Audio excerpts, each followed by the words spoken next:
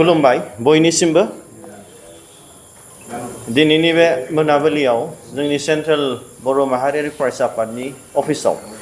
जोङो नैबे खौरां मेलनि गेजेरजों जोङो जे मैयाहाय जे जालांनाय जाथाय जे बर' माहारियारि फरायसा आफादा थांनाय 7 तारिख अक्ट'बर 2023 बेथु उदालगुरि डिस्ट्रिक्टआव जोंहा मोनसे सोमावसारनाय हाबाफारि लानायनि जे मोनसे थांखि लादोंमोन बेखौ लोब्बा लानानै बर' माहारियारि फरायसा आफाद उदालगुरि डिस्ट्रिक्टनि दैदेनगिरि बिथांमोनहा मास मोनसेनि आगोल जितु पारमिशननि प्रसिडिउर्सखौ बानायनानै बिथांमोनहा थांनाय 5 तारिखआव सुपारिनटेन्डेन्ट अफ पुलिस उदालगुरि डिस्ट्रिक्टनिफ्राय एनअसि मोननानै बिथांमोनहा 7 तारिखआव नि प्रग्रामनि थाखाय डेपुटी कमिशनार अफ उदालगुरि डिस्ट्रिक्टआ जि मोनसे पारमिशन होनांगौमोन बिथांमोना इन्टेन्शनेलि बेखौ होआखै आरो जोंनि 7 तारिखनि बनसुनि जे सोमावसारनायनि आलादा रायजो सोरजिनायनि जि सोमावसारनाय बिनि थाखाय पारमिशन बिथांमोना होआखै दा बेवहाय जों थोंजोङै नुनो मोनदों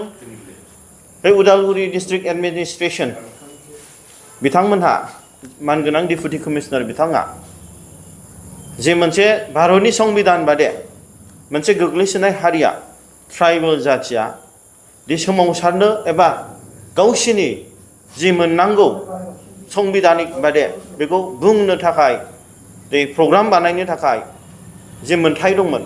बे मोनथायखौ बिथाङा टटेलि भायलेट खालामदों आन्डार article 19 to the Constitution of India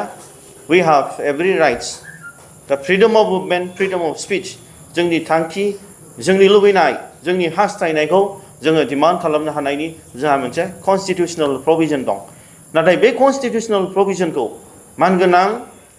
deputy कमिशनारा directly Assam गभर्नमेन्टनि जि मोनसे इन्स्टिगेशन आरो जे बिटिसि गभर्नमेन्टनि जि इन्स्टिगेशन बेखौ लानानै राजनीतिक बायस खालामनानै जोंनि बे गणतान्त्रिक डेम'क्रेटिक जि मोनसे मुभमेन्ट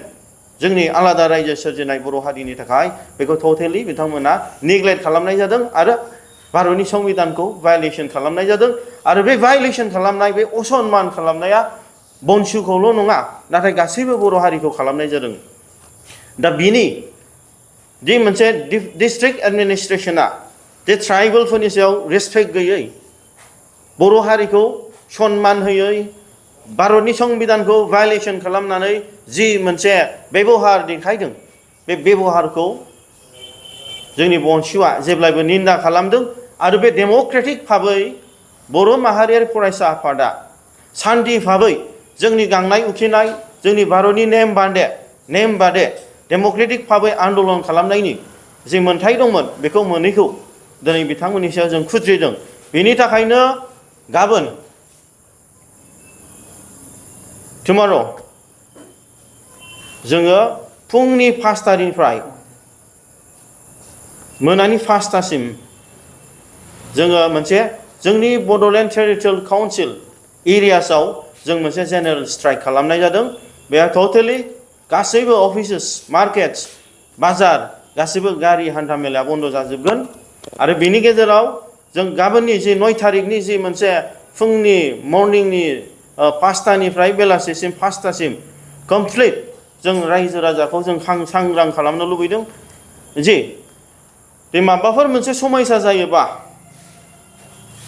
बेयावहाय मानगोनां रायजो राजा नोंथांमोनहा निजेनो साबधान जानांगोन मानो होनब्ला दिनै जों बे बन्द'खौ होनो गोसो गैयामोन नाथाय भारत सरकारा एबा आसाम सरकारा जोंनि बिटिसि सरकार जोंनि एडमिनिस्ट्रेशना डिसि एसपि बिथांमोना जे जोंखौ भायलेसन खालामदों भारतनि संबिधान आर्टिकल 19 खौ दा बिनि थाखायनो जोंबो एखे रोखोमैनो बिथांमोननि बादे पलिसि बादे जोङो गाबोन जोङो बे बन्द'खौ होनाय जादों जेनेरेल स्ट्राइकखौ बेनि थाखायनो आं गुरैयै खावलायदों गेदेमा रायजो राजा नोंथांमोनखौ नोंथांमोना जि मोनसे बनसुनि बर' माहारियारि फरायसाफोरनि आन्डार आर्टिकल 19 टु द कनस्टिटिउसन अफ इन्डिया जोङो आवाज होनो हानाय बिनो हानाय जों भइस होनो हानाय दा बेखौ बन्द खालामदों बिनि थाखायनो जोंबो दिनै फुल्लि माने बिथांमोननि एगेन्स्टआव जों टटेलि जेनेरेल स्ट्राइक जोंनि बिटिसि ओनसोलाव गाबोन फुंनि 7टानिफ्राय मोनानि फुंनि 5टानिफ्राय मोनानि 5टासिम होनाय जाबाय आरो बेयाव गासैबो रायजो राजाफ्रा मानिलायनानै जाहाथे नोंथांमोननि व्यक्तिक माने माखासे